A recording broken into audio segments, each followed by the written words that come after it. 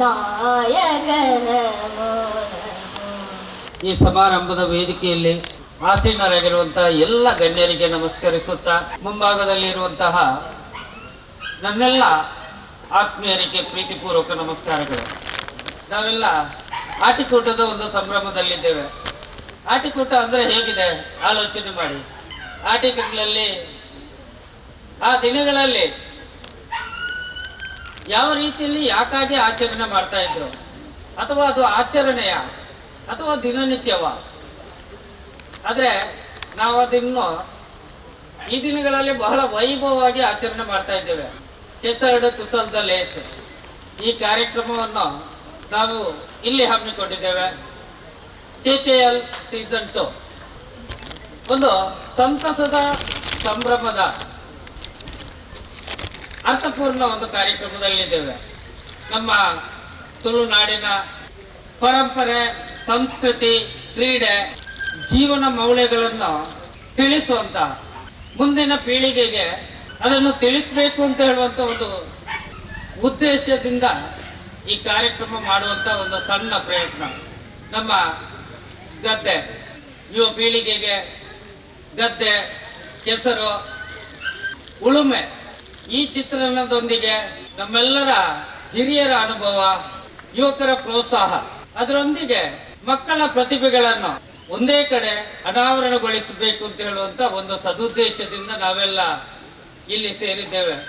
5 ಸಂಸ್ಥೆಗಳು ನಾವೆಲ್ಲ ಒಟ್ಟು ಸೇರಿ ಈ ಕಾರ್ಯಕ್ರಮವನ್ನು ನಾವು ಮಾಡ್ತಾ ಇದ್ದೇವೆ.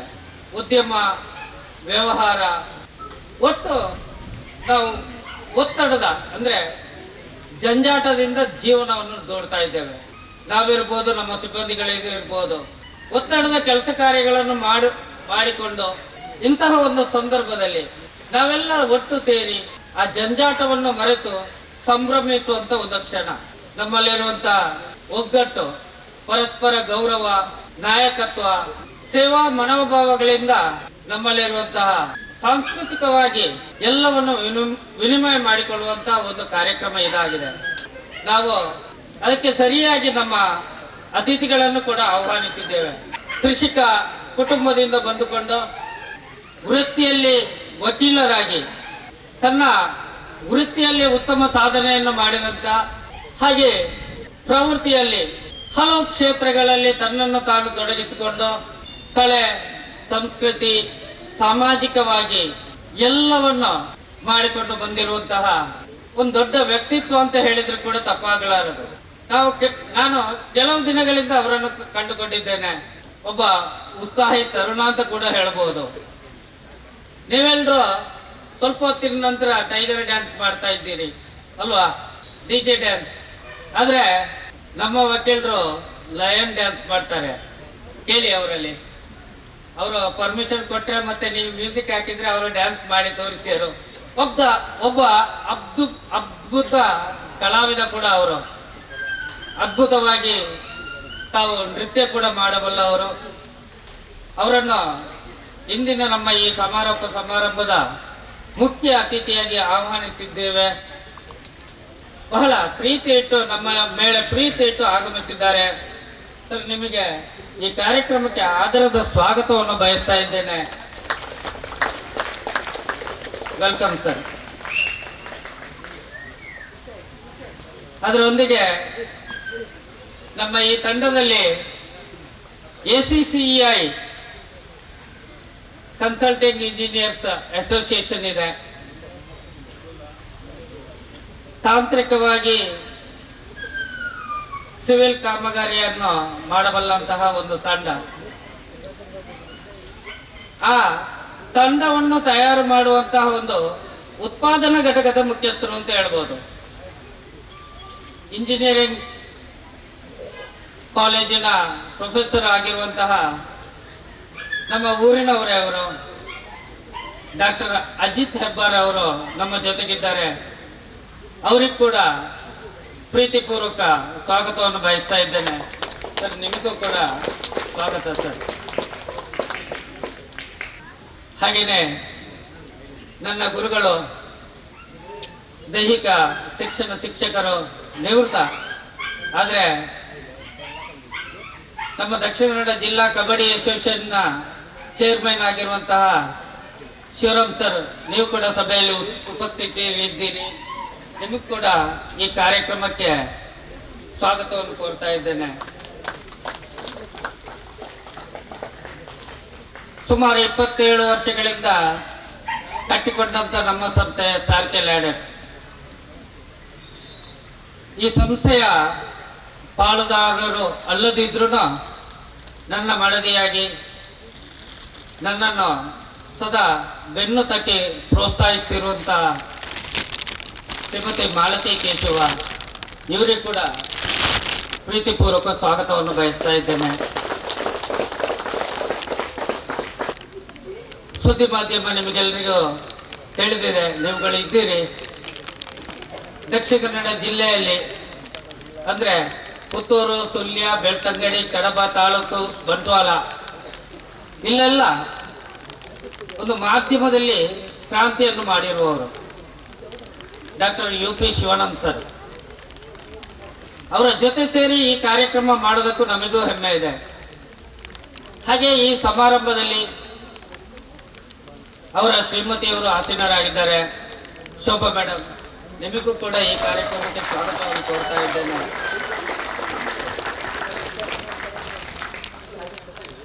ಹಾಗೆ ACCI ಆಫ್ ಇಂಡಿಯಾ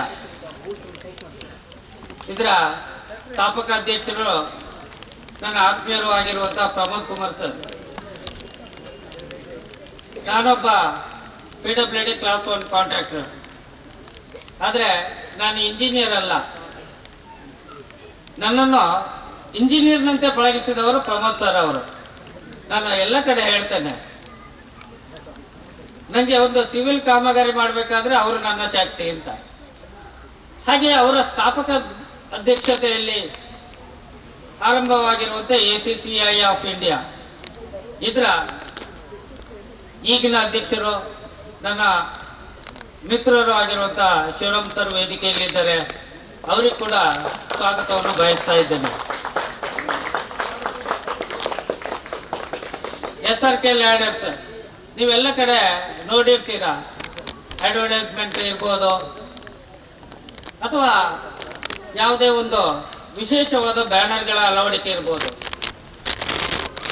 ಎಲ್ಲದರಲ್ಲಿ ಒಂದು ಡಿಸೈನ್ ಇದೆ, ಪ್ಲಾನ್ ಇದೆ. ಹಿಂದ್ಗಡೆ ನೀವು ನೋಡ್ತಾ ಇದ್ದೀರಾ,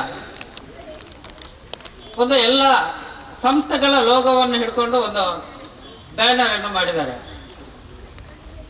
ಹಾಗೆ ಮೊಮೆಂಟಗಳಿರ್ಬೋದು. ನಾನು ಯಾಕೆ ಉಲ್ಲೇಖ ಮಾಡ್ತಾ ಇದ್ದೇನೆ ಅಂದರೆ, ಯಾವುದನ್ನೇ ಮಾಡಲಿ, ಏನೇ ಮಾಡಲಿ, ಅದರಲ್ಲಿ ಒಂದು ಹೊಸತನ ಇದೆ. ಅದು ಪುತ್ತೂರಿನ RV ಇಂಟರ್ಗ್ರಾಫಿಕ್ಸ್ ಮಾತ್ರ. ಅವರಿಂದ ಮಾತ್ರ ಕೆಲಸ ಸಾಧ್ಯ. ಅವರ ಆಡಳಿತ ಪಾಲುದಾರರಾಗಿರುವಂಥ ಗಿರೀಶ್ ರಾಜ್ ಅವರು ವೇದಿಕೆಯಲ್ಲಿ ನಮ್ಮ ಜೊತೆಗಿದ್ದಾರೆ. ಅವರಿಗೂ ಕೂಡ ಆದರದ ಸ್ವಾಗತವನ್ನು ಬಯಸ್ತಾ ಇದ್ದೇನೆ. ಹಾಗೆ ಕರ್ನಾಟಕ ಪತ್ರಕರ್ತರ ಸಂಘ ನಿಮ್ಗೆಲ್ರಿಗೂ ತಿಳಿದಿದೆ, ನೀವುಗಳು ಕೂಡ ಇಲ್ಲಿ ಇದ್ದೀರಿ. ಪತ್ರಕರ್ತರ ಸಂಘ ಹಲವಿದೆ ಪುತ್ತೂರಲ್ಲಿ, ಎಲ್ರಿಗೂ ಗೊತ್ತಿದೆ.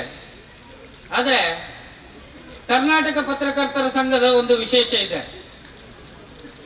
ಇದಕ್ಕೆ ಸದಸ್ಯರಾಗಬೇಕಂದ್ರೆ ವರದಿಗಾರರು ಅಥವಾ ಪತ್ರಕರ್ತನೇ ಆಗಬೇಕಾಗಿಲ್ಲ. ಪತ್ರಿಕೋದ್ಯಮದಲ್ಲಿ ದುಡಿಯುವಂತ ಯಾರು ಕೂಡ ಈ ಸಂಘದ ಸದಸ್ಯ ಆಗ್ಬೋದು. ಹಾಗಾಗಿ ಒಂದು ವಿಶೇಷವಾಗಿ ಪುತ್ತೂರು ಘಟಕವನ್ನು ಹೊಂದಿರುವಂತಹ ಪುತ್ತೂರು ಘಟಕದ ಅಧ್ಯಕ್ಷರು ಆಗಿರುವ ಶ್ರೀ ಶರತ್ ಪಾರೆ ಅವರು ಇದ್ದಾರೆ. ಅವರಿಗೂ ಕೂಡ ನಿಮ್ಮೆಲ್ಲರ ಪರವಾಗಿ ನಾನು ತುಂಬ ಹೃದಯದ ಸ್ವಾಗತವನ್ನು ಬಯಸ್ತಾ ಇದ್ದೇನೆ. ಹಾಗೆಯೇ ಇದುವರೆಗೆ ಉದ್ಘೋಷಕರಾಗಿ ನಮ್ಮ ಜೊತೆ ಇದ್ದವರು ಶ್ರೀ ಚೇತನ್ ಸರ್ ಈಗ ಈ ಕಾರ್ಯಕ್ರಮದ ನಿರೂಪಣೆ ಕೂಡ ಮಾಡ್ತಾ ಇದ್ದಾರೆ. ಸಂತ ಜಾರ್ಜ್ ಪದವಿ ಪೂರ್ವ ಕಾಲೇಜಿನ ಉಪನ್ಯಾಸಕರಾಗಿರುವ ಇವರು ನನ್ನ ಆತ್ಮೀಯ ಮಿತ್ರರು ಕೂಡ ಹೌದು. ಅವರಿಗೂ ಕೂಡ ಈ ಸಮಾರಂಭಕ್ಕೆ ನಾನು ನನ್ನ ಪ್ರೀತಿಪೂರ್ವಕ ಸ್ವಾಗತವನ್ನು ಬಯಸ್ತಾ ಇದ್ದೇನೆ. ಹಾಗೆಯೇ ನಮಗೆ ಅತ್ಯುತ್ತಮವಾದ ಸೌಂಡ್ ಸಿಸ್ಟಮ್ ಅನ್ನು ರಂಜಿತ್ ಅವರು ಕೊಟ್ಟಿದ್ದಾರೆ. ಅವ್ರಿಗೆ ಕೂಡ ಸ್ವಾಗತವನ್ನು ಕೋರ್ತಾ, ಇನ್ನಿಬ್ರು ಕಲಾವಿದರು ನಮ್ಮ ಮುಂದಿನ ಕಾರ್ಯಕ್ರಮದಲ್ಲಿ ನಮ್ಮನ್ನೆಲ್ಲ ರಂಜಿಸ್ಲಿಕ್ಕಿದ್ದಾರೆ. ಹರ್ಷಿತ್ ಮರ್ಕಂಜ ಮತ್ತು ಫರೀದ್ ಖಾನ್ ಕಾಸರಗೋಡು. ಇವರಿಗೆ ಕೂಡ ನಾನು ತುಂಬ ಹೃದಯದ ಸ್ವಾಗತವನ್ನು ಬಯಸ್ತಾ, ನನ್ನ ಭಾವ ಚಿದಾನಂದ ಬೆಳತಿಂಜ ನಮಗಿವತ್ತು ಕೇಸರಡು ಕುಸಲದಲ್ಲಿ ಈ ಕಾರ್ಯಕ್ರಮ ಮಾಡಬೇಕಂದ್ರೆ ಗದ್ದೆಯನ್ನು ಉಳುಮೆ ಮಾಡಿ ಅದನ್ನು ತಯಾರು ಮಾಡಿ ಅದಕ್ಕೆ ಬೇಕಾದ ನೀರನ್ನೆಲ್ಲ ತುಂಬಿಸಿ ಎಲ್ಲ ವ್ಯವಸ್ಥೆಗಳನ್ನು ಮಾಡಿಕೊಟ್ಟು ಬಹಳ ಅಚ್ಚುಕಟ್ಟಾಗಿ ನನ್ನ ತಂಗಿ ಇರ್ಬೋದು ಶ್ರೀಲತಾ ಮೈ, ಹಾಗೆಯೇ ನನ್ನ ಭಾವ ಚಿದಾನಂದ ಬೆಳತಿಂಜ ಇವರಿಗೂ ಕೂಡ ನಾನು ತುಂಬ ಹೃದಯದ ಸ್ವಾಗತವನ್ನು ಬಯಸ್ತಾ ಇದ್ದೇನೆ. ಹಾಗೆ ಅವರ ಕುಟುಂಬದವರು ಅನೇಕರು ನಮ್ಮ ಜೊತೆಗಿದ್ದಾರೆ. ಎಲ್ರಿಗೂ ಕೂಡ ಬೆಳತಿಂಜ ಕುಟುಂಬದ ಪ್ರತಿಯೊಬ್ಬ ಸದಸ್ಯರು ಹಾಗೂ ಎಲ್ಲ ನೆರೆಹೊರೆಯವರಿಗೂ ಕೂಡ ಸ್ವಾಗತವನ್ನು ಬಯಸ್ತಾ, ನಮ್ಮೆಲ್ಲ 5 ಸಂಸ್ಥೆಗಳು ಇಲ್ಲಿವೆ. ಎಲ್ಲರಿಗೂ ಪ್ರತಿಯೊಬ್ಬರಿಗೂ ಪ್ರತ್ಯೇಕವಾಗಿ ಹೇಳದೆ ಎಲ್ಲರನ್ನು ಒಟ್ಟು ಮಾಡಿ ನಾವು ಈ ಕಾರ್ಯಕ್ರಮದಲ್ಲಿ ಭಾಗಿಯಾಗಿದ್ದೇವೆ.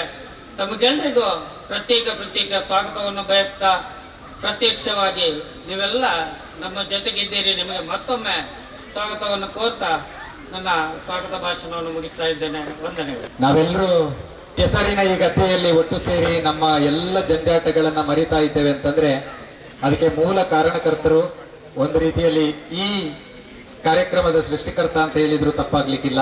ಅದು SRK ಲ್ಯಾಡರ್ಸ್ನ ಮಾಲಕರಾಗಿರುವಂತ ಕೇಶವ ಅಮ್ಮಯ್ಯವರು. ಒಮ್ಮೆ ಜೋರಾದ ಚಪ್ಪಾಳೆಯೊಂದಿಗೆ ಅವರಿಗೆ ಗೌರವದ ಸ್ವಾಗತವನ್ನು ಬಯಸುವ.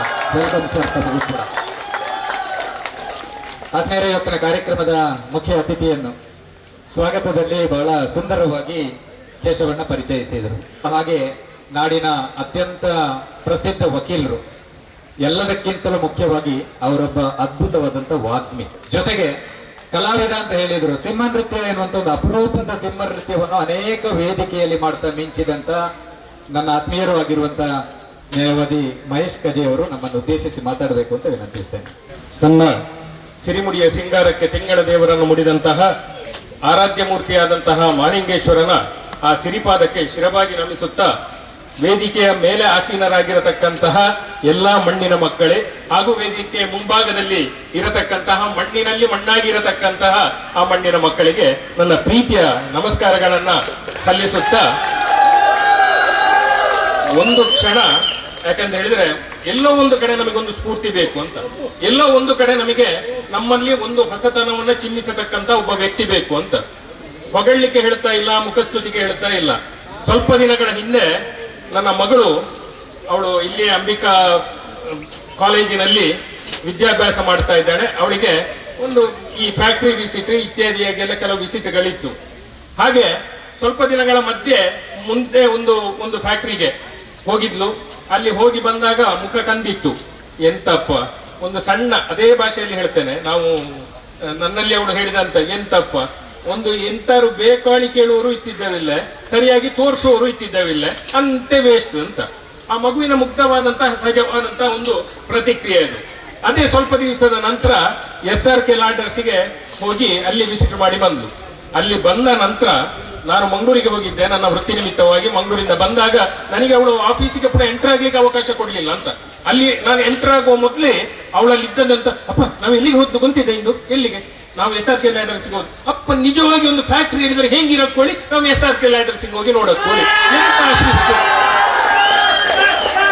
ಯಾಕೆ ಹೇಳ್ತಾ ಇದ್ದೇನೆ ಅಂತ ಹೇಳಿದ್ರೆ, ಸಣ್ಣ ಮಕ್ಕಳು ಕೂಡ ಅವರು ಮುಗ್ಧವಾಗಿ ಗಮನಿಸತಕ್ಕಂತಹ ಒಂದು ವಿಚಾರ ಇದೆ ಅಲ್ಲ, ಆ ನೋಡುವ ದೃಷ್ಟಿ ಇದೆ ಅಲ್ಲ, ಅಲ್ಲಿ ಯಾವುದು ಕಲ್ಮಶ ಇರುವುದಿಲ್ಲ ಅಂತ, ಇದ್ದದನ್ನು ಇದ್ದಾಗೆ ಹೇಳಿಬಿಡುವಂತದ್ದು.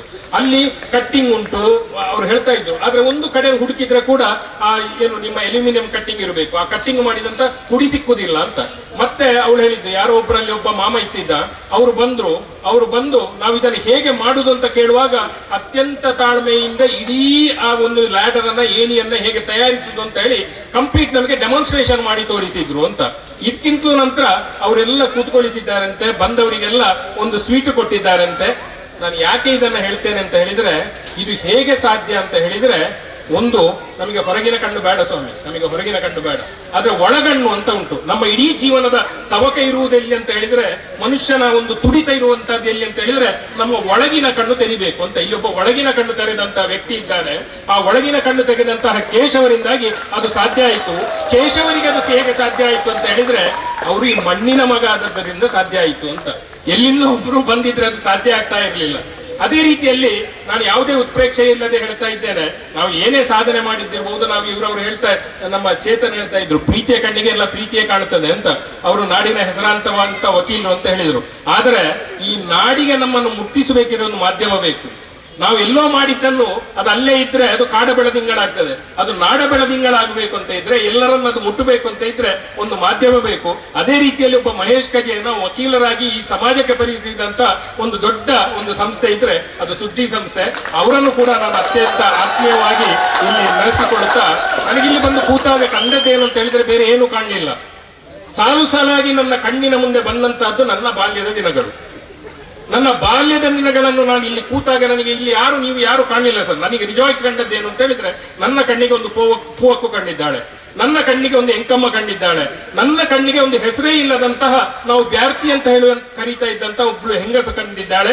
ಇವರೆಲ್ಲ ಒಟ್ಟಾಗಿ ಓ ಬೇಲೆ ಅಂತ ಹೇಳಿಕೊಂಡು ಆ ನೇಜಿ ನಡ್ತಾ ಇದ್ದಾಗ ಆ ಸೈಡಿನಲ್ಲಿ ಕಟ್ಟಪುಣಿಯಲ್ಲಿ ಕೂತು ನಾವು ನೋಡ್ತಾ ಇದ್ದೆವು, ತಡಿತಾ ಇರ್ಲಿಲ್ಲ, ಮತ್ತೆ ಆ ಕೆಸರಿಗೆ ಹಾರ್ತಾ ಇದ್ದೇವಲ್ಲ, ಆ ದಿನಗಳು ಕಾಣ್ತಾ ಇದೆ. ಅದರ ಜೊತೆಗೆ ಇವತ್ತವರು ಎಲ್ಲಿದ್ದಾನೋ ನೋಡಿಲ್ಲ ಗೊತ್ತಿಲ್ಲ, ಮೇಲೆ ಎಲ್ಲೋ ನಕ್ಷತ್ರವಾಗಿ ಆಕಾಶದಲ್ಲಿ ಇರಬಹುದು ಅಂತ ನಾವು ನಂಬಿಕೆಯಿಂದ ನೆನೆದುಕೊಂಡ್ರೆ ಒಬ್ಬ ಮೋಂಟಗೌಡ ನನಗೆ ನೆನಪಾಗ್ತಾನೆ. ಆತ ಏನು ಮಾಡ್ತಾ ಇದ್ದ ಅಂತ ಹೇಳಿದ್ರೆ, ಅಷ್ಟು ಚೆನ್ನಾಗಿ ಮಾದು ಅದು ಆ ಒಂದೊಂದು ಹುಂಕಾರಗಳು, ಒಂದು ಆ ಹೇಳುವಂತಹದ್ದು, ಆ ಕೋಣಗಳನ್ನು ಉಂಟಲ್ಲ, ಆ ಊಟ ಮಾಡುವಂತಹ ಒಂದು ದೃಶ್ಯ ಅದು ಕಣ್ಣ ಮುಂದೆ ಅನಾವರಣಗೊಳ್ತಾ ಇದೆ. ಅದರ ಎಲ್ಲದರ ನಂತರ ನಮಗೆ ಯಾವುದಿದ್ದದ್ದು ಅಂತ ಆಸೆ ಅಂತ ಹೇಳಿದ್ರೆ, ಮನೆಯಲ್ಲಿ ಅಮ್ಮನಲ್ಲಿ ಬಯಸಿಕೊಂಡು ಹೇಗಾದ್ರೂ ಕಣ್ಣು ತಪ್ಪಿಸಿಕೊಂಡು, ಇಲ್ಲ ನಾನು ಗದ್ದೆಗೆ ಇರುವುದಿಲ್ಲ ಅಂತ ಹೇಳಿ ಅವರಿಗೆ ಅಲ್ಲಿ ಸುಳ್ಳು ಭಾಷೆಯನ್ನ ಕೊಟ್ಟು ಮತ್ತೆ ಬಂದು ಇಲ್ಲಿ ಗದ್ದೆಯಲ್ಲಿ ಇಂದ ಎನ್ನನ್ನು ಹೊರಲ್ಲಿ ತಂದು ಬೋಲ ಅಂತ ಹೇಳುವಂತಹದ್ದು, ಯಾನು ವರ ನಾಯನ ಪತ್ತು ಅಂತ ಹೇಳುವಂತಹದ್ದು. ಅದರ ಜೊತೆಯಲ್ಲಿ ಎಲ್ಲ ಆದ ನಂತರ ಒಂದು ಪಲಾಯಿ ಹಾಕುದಂತೆ ಇರ್ತದೆ ಈ ಗದ್ದೆ. ಕೊನೆಗೆ ಅದನ್ನು ಸಮತಟ್ಟು ಮಾಡುದು. ಆ ಸಮತಟ್ಟು ಮಾಡುವಾಗ ನಾವು ಒಂದು ಕ್ಲೈಮ್ ಮಾಡೋದು ಎರಡು ಉದ್ದೇಶಕ್ಕೆ ಇರ್ತದೆ. ಒಂದು, ನಮ್ಮನ್ನು ಕೂತುಗೊಳಿಸಿದ್ರೆ ಲೆವೆಲು ಆಗ್ತದೆ, ನಮಗೊಂದು ಗಮ್ಮತ್ತು ಆಗ್ತದೆ ಆ ಪಲಾಯಿಯಲ್ಲಿ. ಆವಾಗ ಹೇಳ್ತಾನೆ ಅವ ಏನಂತ ಹೇಳಿದ್ರೆ, ಅಣ್ಣರೇ ಜಾಸ್ತಿ ಇಜ್ಜಿ ಒಂಜೇ ಸುತ್ತು ರಡ್ಡೆ ಸುತ್ತು ದಾಯ ಬಂಡ ಗೋಣೆರ್ಲೆಗೆ ಬಚ್ಚುಣ್ಣು ಅಂತ.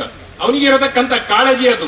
ಆ ರೀತಿಯಲ್ಲಿ ಆ ದಿನಗಳ ಒಂದು ಅನಾವರಣ ಇತ್ತಲ್ಲ, ಅಲ್ಲಿ ನಾನು ಇನ್ನೊಂದು ಯಾಕೆ ಇದನ್ನು ಹೇಳಿದೆ ಅಂತ ಹೇಳಿದ್ರೆ, ನಿಮ್ಮನ್ನು ಯಾರು ಕಾಣಲಿಲ್ಲ ಅಂತ ಹೇಳಿದ್ರೆ, ನನಗೆ ಎದುರು ಕಾಣ್ತಾ ಇದ್ದಂತಹದ್ದು ನಮ್ಮ ಕಾನ್ಸ್ಟಿಟ್ಯೂಷನ್ ಆಫ್ ಇಂಡಿಯಾ. ಆ ಹಿಂದಿನ ದಿನಗಳನ್ನು ನೆನಪಿಸಿಕೊಂಡಾಗಳು, ಈಗಿನ ದಿನಗಳನ್ನು ನೆನಪಿಸಿಕೊಂಡಾಗಳು, ಯಾಕೆ ಈ ಗದ್ದೆಯಲ್ಲಿ ನನಗೆ ಕಾನ್ಸ್ಟಿಟ್ಯೂಷನ್ ಆಫ್ ಇಂಡಿಯಾ ಕಾಣ್ತದೆ ಅಂತ ಹೇಳಿದ್ರೆ, ಒಂದು ಭಾರತದ ಪ್ರಾತಿನಿಧ್ಯ ಯಾಕೆ ಕಾಣ್ತದೆ ಅಂತ ಹೇಳಿದ್ರೆ, ಇಲ್ಲಿ ಸುಮ ವಕೀಲರಾಗಿ ಇಲ್ಲ, ಅವರ ಗಂಡ ಹರೀಶ್ ಪೊಲೀಸ್ ಆಗಿಲ್ಲ, ಅಥವಾ ಒಬ್ಬ ಪತ್ರಕರ್ತ ಇಲ್ಲ, ಒಬ್ಬ ಇಂಜಿನಿಯರ್ ಇಲ್ಲ, ಅಥವಾ ಯಾರು ಯಾವ ಜಾತಿ ಭಾಷೆ ಯಾವುದೂ ಗೊತ್ತಿಲ್ಲ, ಎಲ್ಲರೂ ಮಣ್ಣಿನ ಮಕ್ಕಳಾಗಿ ಒಂದಾಗಿದ್ದಾರೆ. ಈ ಮಣ್ಣಿನ ಮಕ್ಕಳಾಗಿ ನಮಗೆ ಒಂದಾಗ್ಲಿಕ್ಕೆ ಸಾಧ್ಯ ಇರುವಂತಹದ್ದೇ ನಮ್ಮ ಕಾನ್ಸ್ಟಿಟ್ಯೂಷನ್ ಅಥವಾ ಸಂವಿಧಾನ. ಆ ಸಂವಿಧಾನವನ್ನು ನಾವು ಎಲ್ಲಿ ಕಾಣ್ತಾ ಇದ್ದೇವೆ ಅಂತ ಹೇಳಿದ್ರೆ, ಈ ಗದ್ದೆಯಲ್ಲಿ ಕಾಣ್ತಾ ಇದ್ದೇವೆ ಅಂತ. ಈ ರೀತಿಯ ಒಂದು ಅದ್ಭುತವಾದಂತಹ ಪ್ರಯತ್ನವನ್ನ ಮಾಡುವುದಕ್ಕೆ ಪ್ರೇರಣಾದಾಯಿಯಾಗಿ ಈ ಎರಡು ಸಂಸ್ಥೆಗಳ ಅಥವಾ ಇನ್ನು ಹಲವು ಸಂಸ್ಥೆಗಳನ್ನ ಸೇರಿ ಮಾಡ್ತಾ ಇದೆಯಲ್ಲ, ಅದು ನಿಜಕ್ಕಾದರೂ ಅತ್ಯಂತ ಆದರಣೀಯವಾದಂತಹ ವಿಚಾರ. ಅದನ್ನ ಎಲ್ಲರೂ ನಾವು ಮೆಚ್ಚಲೇಬೇಕು ಅಂತ ನಾನು ಒಂದು ಕೆಲವೇ ಕ್ಷಣಗಳನ್ನ ತೆಕ್ಕೊಳ್ತೇವೆ. ಯಾಕಂತ ಹೇಳಿದ್ರೆ, ನನಗೆ ಅತ್ಯಂತ ಆಪ್ತವಾಗಿ ಕಂಡಂತದ್ದು ಏನು ಅಂತ ಹೇಳಿದ್ರೆ, ಈ ಮಣ್ಣು ಅಂತ ಹೇಳಿದ ಕೂಡಲೇ ಒಂದು ಆಧ್ಯಾತ್ಮ ನಮ್ಮಲ್ಲಿ ಎಲ್ಲೋ ಒಂದು ಗೊತ್ತಿಲ್ಲದೆ ಒಳಗಿಂದ ಚಿಮ್ಮಿ ಬರ್ತದೆ ಅಂತ.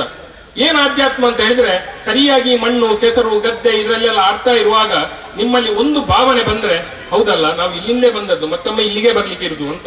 ನೋಡಿ, ಇದು ಆಧ್ಯಾತ್ಮ ಅಂತ. ಮಣ್ಣಿನಲ್ಲಿ ಆಡ್ತಾ ಇರುವಾಗ ನಮ್ಮಲ್ಲಿ ಬರಬೇಕಾದಂತಹ ಒಂದು ಆಧ್ಯಾತ್ಮ ಏನಿಲ್ಲ.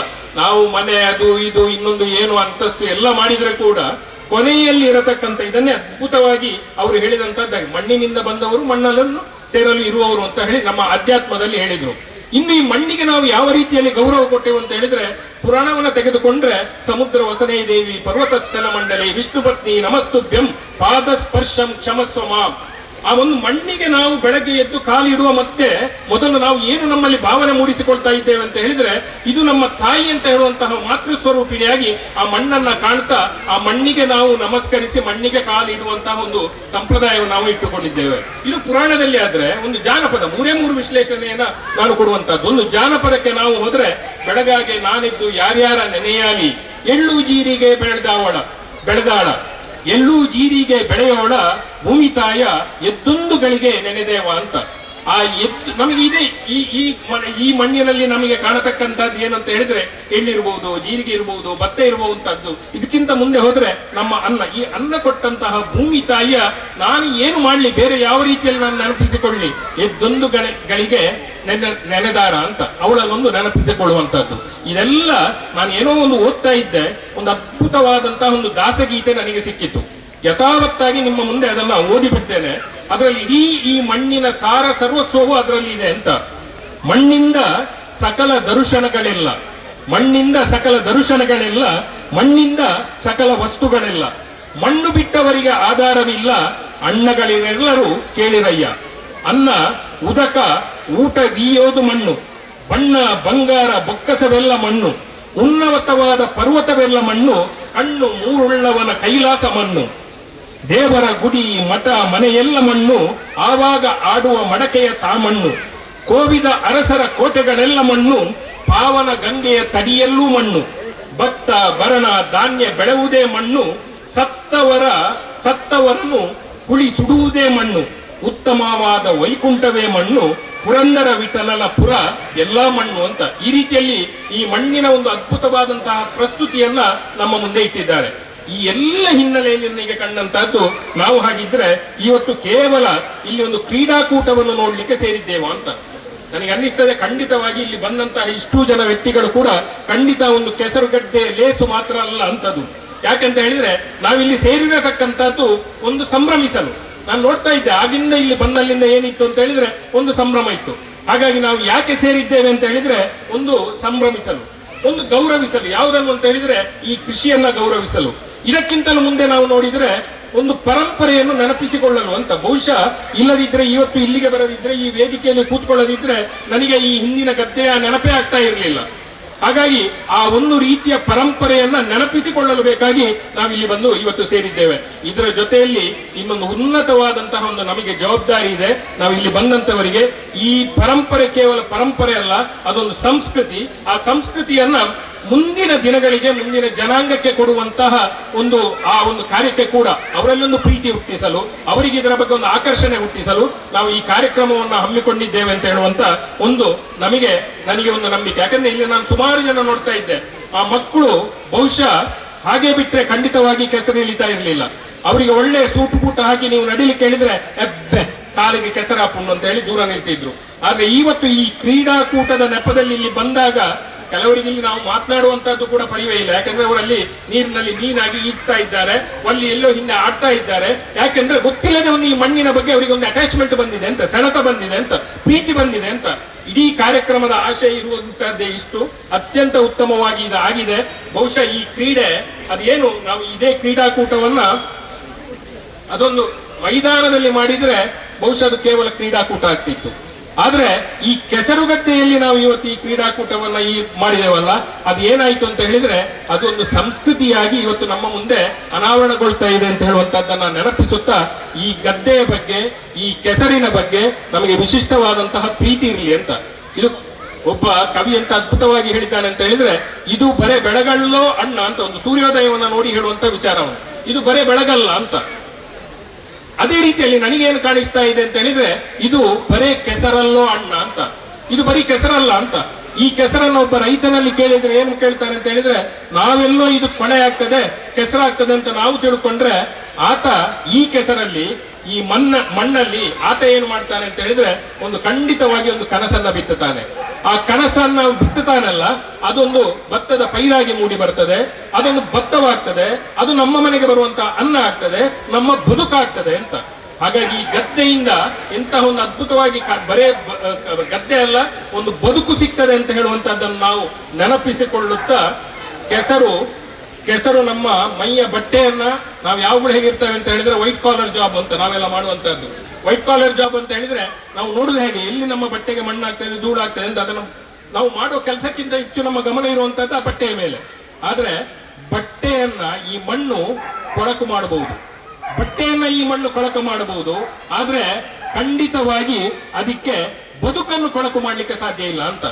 ಕೊಳಕು ಮಾಡುವುದಲ್ಲ, ಈ ಮಣ್ಣು ಖಂಡಿತವಾಗಿ ನಮಗೆ ಬದುಕನ್ನ ಕಟ್ಟಿಕೊಡ್ತದೆ, ಬದುಕನ್ನು ಕೊಡ್ತದೆ ಅಂತ ಹೇಳುವಂತದ್ದನ್ನ ನೆನಪಿಸ್ತಾ ಇಂತಹ ಒಂದು ಅಪೂರ್ವವಾದಂತಹ ಅವಕಾಶವನ್ನ, ಇಂತಹ ಒಂದು ವೇದಿಕೆಯನ್ನ ಸಿದ್ಧಪಡಿಸಿದಂತಹ ಎಲ್ಲ ಅದರ ಹಿಂದೆ ಇರತಕ್ಕಂತಹ ಕಾರಣೀಭೂತ ಶಕ್ತಿಗಳಿಗೆ ನಾನು ವಂದಿಸುತ್ತಾ, ಮಣ್ಣನ್ನು ಬರೆಯುವುದು ಬೇಡ. ಇವತ್ತೇನಾಗಿದೆ ಅಂತ ಹೇಳಿದ್ರೆ ಎಲ್ಲರೂ ನಾವು ಮೊಬೈಲ್ ಅನ್ನ ನೆನಪಿಸಿಕೊಳ್ತೇವೆ. ಮೊಬೈಲ್ ಬೇಕು. ಆ ಮೊಬೈಲ್ ಏನು ಮಾಡ್ತದೆ ಅಂತ ಹೇಳಿದ್ರೆ ಅದು ಸಂಕುಚಿತ ಮಾಡ್ತದೆ ಅಂತ. ಸಂಕುಚಿತ ಅಂತ ಹೇಳಿದ್ರೆ ಎಲ್ಲೋ ಒಂದು ದೂರ ಇರತಕ್ಕಂಥದ್ದನ್ನ ನಮ್ಮ ಮನೆಗೆ ತಂದು ಕೊಡ್ತದೆ. ಆದ್ರೆ ಈ ರೀತಿಯ ವಿಚಾರಗಳೇನು ಮಾಡ್ತದೆ ಅಂತ ಹೇಳಿದ್ರೆ ನಾವು ಹೊರಗೆ ಹೋದ್ರೆ ಬದುಕನ್ನ ವಿಶಾಲ ಮಾಡ್ತದೆ. ಈ ಗದ್ದೆಗೆ ಬಂದಾಗ ನಾವು ಕೋಣೆಯಲ್ಲಿ ಕೂತು ಮೊಬೈಲ್ ನೋಡೋದಕ್ಕಿಂತ ಇಲ್ಲಿ ಬಂದು ಈ ಗದ್ದೆಯನ್ನು ನೋಡಿದ್ರೆ ನಮ್ಮ ದೃಷ್ಟಿ ವಿಶಾಲವಾಗ್ತದೆ ಅಂತ. ಆ ರೀತಿಯಲ್ಲಿ ವೈಶಾಲ್ಯವನ್ನ ಕೊಡುವಂತಹ ಅದ್ಭುತವಾದಂತಹ ಶಕ್ತಿ ಈ ಗದ್ದೆಗಿದೆ, ಈ ಮಣ್ಣಿಗೆ ಇದೆ, ಈ ಪ್ರಕೃತಿಗಿದೆ. ನಾವು ಆ ಮಣ್ಣಿಗೆ, ಆ ಗದ್ದೆಗೆ, ಆ ಪ್ರಕೃತಿಗೆ ಶರಣು ಶರಣು ಅಂತ ಹೇಳ್ತಾ ನಿಮ್ಮೆಲ್ಲರಿಗೂ ಇನ್ನೊಮ್ಮೆ ಶರಣಾರ್ಥಿ ಆಗ್ತಾ ವಿರಮಿಸ್ತೇನೆ. ನಮಸ್ಕಾರ. ರಮೇಶ್ ಕಜಿಯವರು ಸಣ್ಣ ಸಂಗತಿಯನ್ನು ಗಂಭೀರವಾಗಿ ಕಾಣುವವರು, ಎಲ್ಲವನ್ನು ಕೂಡ ಸೂಕ್ಷ್ಮವಾಗಿ ಗಮನಿಸುವವರು. ಇಲ್ಲಿ ಬರ್ತಾ ಅವರೊಂದು ಮಾತು ಹೇಳಿದ್ರು, ಚಿದಣ್ಣ ಇರಬಹುದು ಅಂತ ಕಾಣ್ತದೆ. ಈ ರಸ್ತೆ ಬದಿಯಲ್ಲಿ ಇಷ್ಟು ಸುಂದರವಾದಂತಹ ಗದ್ದೆಯನ್ನ ನೋಡುವಾಗ ಕೆಸರು ಗದ್ದೆಯದ್ದು ಯಾರಿಗೂ ನೆನಪಾಗುವುದಿಲ್ಲ, ಹೇಗೆ ಲೇಔಟ್ ಮಾಡುದು ಅಂತ ಯೋಚನೆ ಮಾಡ್ತಾರೆ ಅಂತ ಒಂದು ಮಾತು ಹೇಳಿದ್ರು. ಚಿದಣ್ಣ ಇದನ್ನ ಲೇಔಟ್ ಮಾಡದೆ ಒಂದು ಸುಂದರವಾದಂತ ಗದ್ದೆಯನ್ನಾಗಿ ಇಟ್ಟುಕೊಳ್ಳಿ ಮತ್ತು ನಮಗೆ ನಮ್ಮ ಭವಿಷ್ಯದ ಪೀಳಿಗೆಗೆ ಪರಿಚಯಿಸುವುದಕ್ಕೆ ಯೋಗ್ಯವಾದಂತ ಒಂದು ಗದ್ದೆಯಾಗಲಿ ಅಂತ ಹಾರೈಸ್ತಾ ಕಜೆಯವರು ಅತ್ಯುತ್ತಮವಾದಂತ ಸಂದೇಶದ ಮಾತುಗಳನ್ನು ಹೇಳಿದ್ದಾರೆ. ಒಂದು ಸಣ್ಣ ಕಾರ್ಯಕ್ರಮ ಆದ್ರೂ ಕೂಡ ಸಾಕಷ್ಟು ಅಧ್ಯಯನ ನಡೆಸಿ ಅತ್ಯುತ್ತಮವಾದಂತ ವಿಚಾರಗಳನ್ನ ಇಲ್ಲಿ ಅವರು ವ್ಯಕ್ತಪಡಿಸಿದ್ದಾರೆ. ಧನ್ಯವಾದಗಳು ಮಹೇಶ್ ಕಜೆ ಅವರಿಗೆ. ಕಾರ್ಯಕ್ರಮದಲ್ಲಿ ಇನ್ನೋರ್ವ ಮುಖ್ಯ ಅತಿಥಿ ಡಾಕ್ಟರ್ ಅಜಿತ್ ಹೆಬ್ಬಾರ್ ಅವರು. ಇವತ್ತು ಇಂಜಿನಿಯರ್ಸ್ ಸಂಘವು ಕೂಡ ನಮ್ಮ ಜೊತೆಗೆ ಕೆಸರುಗದ್ದೆಯಲ್ಲಿ ಇದ್ದಾರೆ. ನಿಮ್ಮ ವಿದ್ಯಾರ್ಥಿಗಳು ಕೂಡ ಇರಬಹುದು ಸರ್ ಈ ಕಾರ್ಯಕ್ರಮದಲ್ಲಿ. ನಮ್ಮ ಕಾರ್ಯಕ್ರಮದಲ್ಲಿ ಅತಿಥಿಯಾಗಿ ಭಾಗವಹಿಸಿದ್ದೀರಿ. ಎರಡು ಮಾತು ತಮ್ಮಿಂದ ಅತಿಥಿ ಸ್ಥಾನದಿಂದ ಮಾತಾಡಬೇಕು ಅಂತ ವಿನಂತಿಸ್ತೇನೆ. ಆತ್ಮೀಯರೇ, ಒಂದು 2-3 ವಿಚಾರ ಹೇಳ್ತೇನೆ. ಯಾಕಂದರೆ ಶ್ರೀಯುತ ಕಜೆಯವರು ಹೇಳಿದ ಮೇಲೆ ನಮ್ಮದು ನಿಮಗೆ ಅಷ್ಟೊಂದು ಸಭೆಯಾದಿದೆ. ನಾನು ಹೇಳಿ ಕೇಳಿ ಇಂಜಿನಿಯರಿಂಗ್ ಕಾಲೇಜಿನ ಅಧ್ಯಾಪಕ, ಬೇಸಿಕಲಿ ಸಿವಿಲ್ ಇಂಜಿನಿಯರ್. 2-3 ವಿಷಯ ಹೇಳ್ತೇನೆ. ಒಂದು, ಇವತ್ತಿನ ಈ ದಿನ ನನ್ನನ್ನು ಸಾಧಾರಣ ಒಂದು 35 ವರ್ಷ ಹಿಂದಿನ ನನ್ನ ಶಾಲಾ ದಿನಕ್ಕೆ ಕೊಂಡೊಯ್ತು. ನಾನು ಶಾಲೆಗೆ ಹೋಗುವುದು ನನ್ನ ಗದ್ದೆಗಳ ಬದಿಯಿಂದಲೇ ಹೋಗ್ತಾ ಇದ್ದದ್ದು. ಅಲ್ಲಿ ಈಗ ಈ ಕಂಡಾಡಪ್ಪನ ಅಂತ ಹೇಳ್ತೇವಲ್ಲ, ಆ ಕ್ರಿಯೆಗಳು ನಡೀತಾ ಇರ್ತದೆ. ಆಗ ಆ ಜನಪದಿಯ ಪದ್ಯಗಳು ಅದು ನನ್ನ ಕಿವಿಗೆ ಬಿಡ್ತಾನೆ ಇತ್ತು. ಬಟ್ ಮುಂದೆ ಏನೋ ನಾನು ಹಾಸ್ಟೆಲ್ ಸೇರಬೇಕಾದ ಕಾರಣ ಮತ್ತೆ ಇಂಥ ಗದ್ದೆಗಳನ್ನು ನೋಡುವ ಅವಕಾಶ ಇರಲಿಲ್ಲ.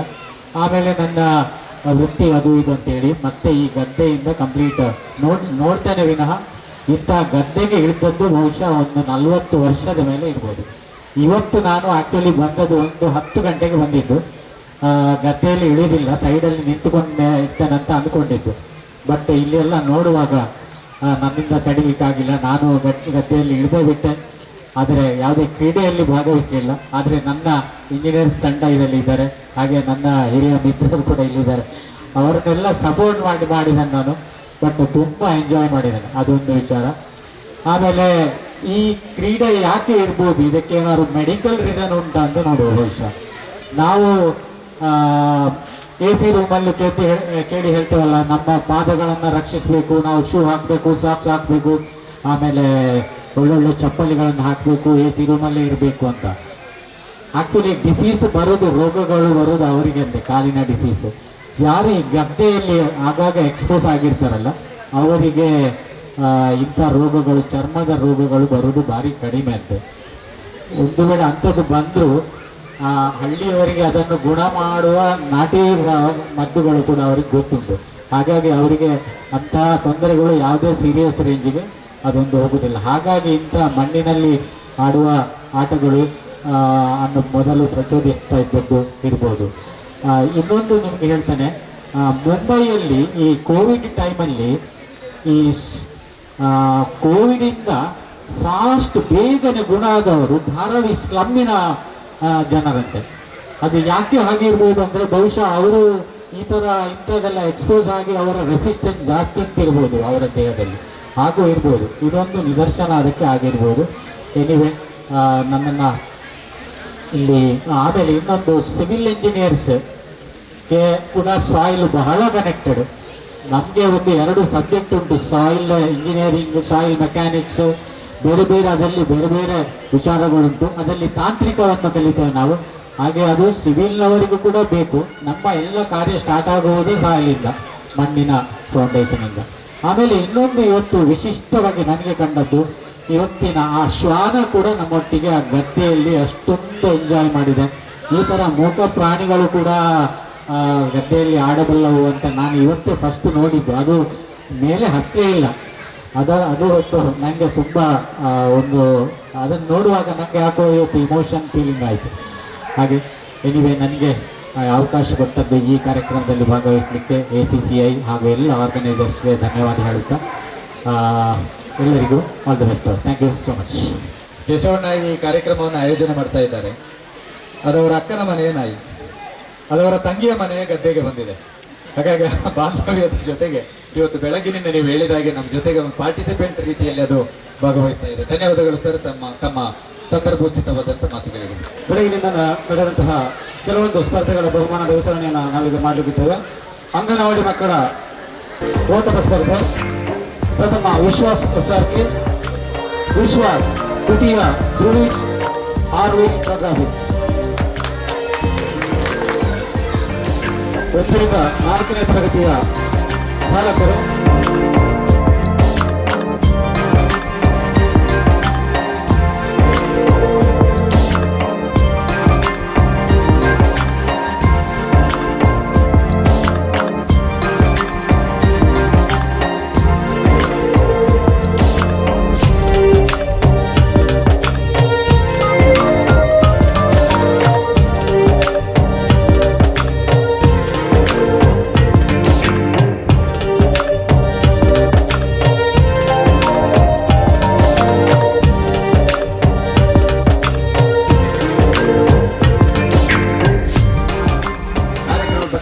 ಮಾತ್ರೆಗಳಿಂದ ಮೋಕೆದ ಸೆಲ್ಮಲು ವೇದಿಕೆ ಇತ್ತಿನ ಮಾತ್ರ ಗಣ್ಯರೇ, ನಮ್ಮದು association of consulting civil engineers India Puttur chapter ರಾಷ್ಟ್ರದಾದ್ಯಂತ 53 ಕೇಂದ್ರಗಳು ಹೊಂದಿದ್ದು, ನಮ್ಮ ಪುತ್ತೂರು ಘಟಕ 3 ವರ್ಷದ ಹಿಂದೆ ಇಂಜಿನಿಯರ್ ಪ್ರಮೋದ್ ಕುಮಾರ್ ಅವರ ಸ್ಥಾಪಕಾಧ್ಯಕ್ಷದಲ್ಲಿ ಪ್ರಾರಂಭವಾಗಿದೆ.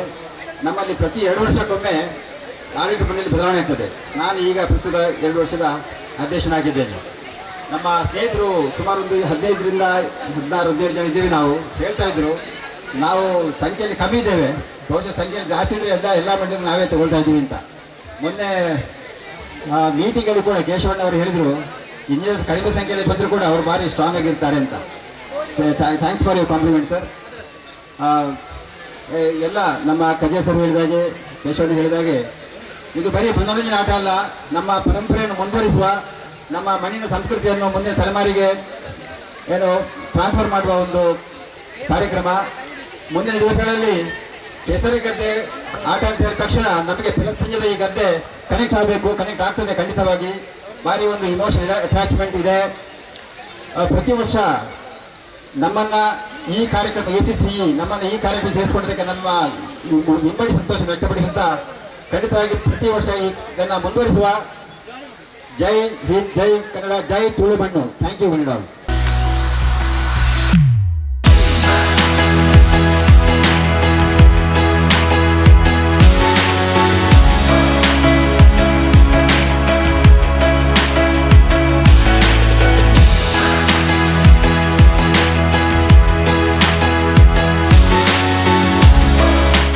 ನಾವೆಲ್ಲ ಇವತ್ತು ಬಹಳ ಸಂಭ್ರಮ ಪಟ್ಟಿದ್ದೇವೆ, ಖುಷಿ ಪಟ್ಟಿದ್ದೇವೆ.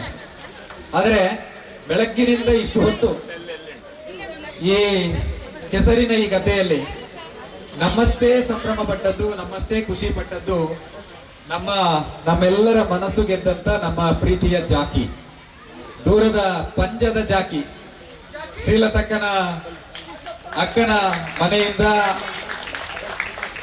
ಇವತ್ತು ಅವರು ಕರ್ಕೊಂಡು ಬಂದಿದ್ದಾರೆ. ಮನೆಯ ಈ ಸದಸ್ಯನಿಗೆ, ನಾನು ಮನೆಯ ಸದಸ್ಯ ಅಂತಲೇ ಕರೀತೇನೆ, ಆ ಮನೆಯ ಸದಸ್ಯನಿಗೆ ಮನೆಯಲ್ಲಿ ಯಾವುದೇ ರೀತಿಯ ಬೋರ್ ಆಗಬಾರದು ಎನ್ನುವಂತ ಕಾರಣಕ್ಕೆ ಅವರಿಬ್ಬರು ಕರ್ಕೊಂಡು ಬಂದಿದ್ದಾರೆ. ಇವತ್ತು ನಮ್ಮಷ್ಟೇ ಎಂಜಾಯ್ ಮಾಡಿದೆ ಜಾಕಿ. ಅದಕ್ಕೆ ಸ್ಪರ್ಧೆ ಇರಲಿಲ್ಲ, ಇವತ್ತು ಪ್ರತಿಸ್ಪರ್ಧೆ ಇರಲಿಲ್ಲ.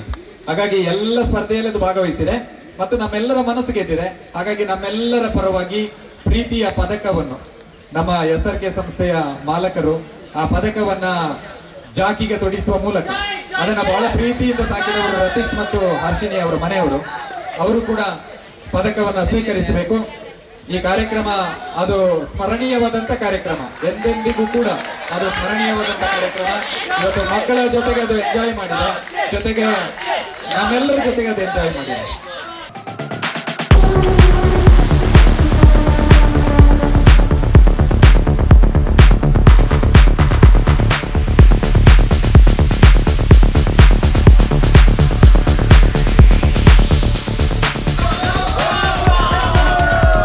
ಓಟ ಸ್ಪರ್ಧೆಯಲ್ಲಿ ಪ್ರಥಮ ಸ್ಥಾನ ಪಡೆದವರು ACC ಪುತ್ತೂರು ಸೆಂಟರ್ ಇಂಜಿನಿಯರ್ಸ್ ಓಟದಲ್ಲಿ ಪ್ರಥಮ.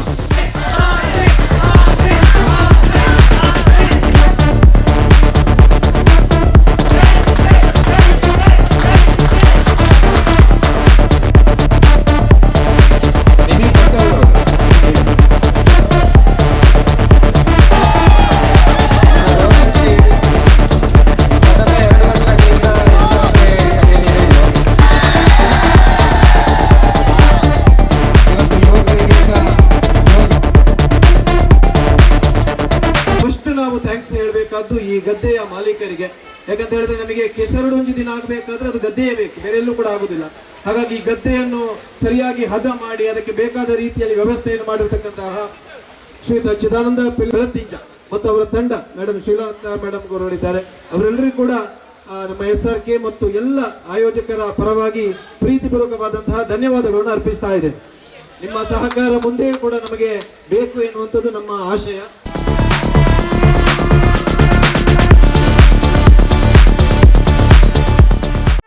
ಸುದ್ದಿ ಚಾನಲ್, ಕ್ಷಣ ಕ್ಷಣದ ಸುದ್ದಿಗಾಗಿ. ಅತ್ತೆ, ಇದು ನನ್ನ ಬರ್ಡೇ ಗಿಫ್ಟ್. ಇದೆಲ್ಲ ಜೀವನದಲ್ಲಿ ನನಗೋಸ್ಕರ ತಗೊಂಡ್ಬಂದಿದ್ದಾರೆ. ನಿನ್ ಮೇಲೆ ತುಂಬಾ ಚೆನ್ನಾಗಿ ಕಾಣುತ್ತೆ. ಇದು ತುಂಬಾ ಚೆನ್ನಾಗಿದೆ ಅಲ್ವಾ? ತುಂಬಾ ಚೆನ್ನಾಗಿದೆ.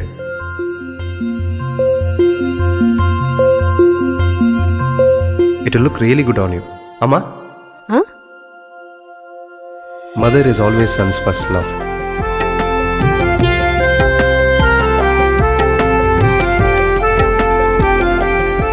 ಪ್ರತಿ ಪೀಳಿಗೆಯ ಪ್ರೀತಿಯ ಮಳಿಗೆ GL ಆಚಾರ್ಯ ಜ್ಯುವೆಲರ್ಸ್.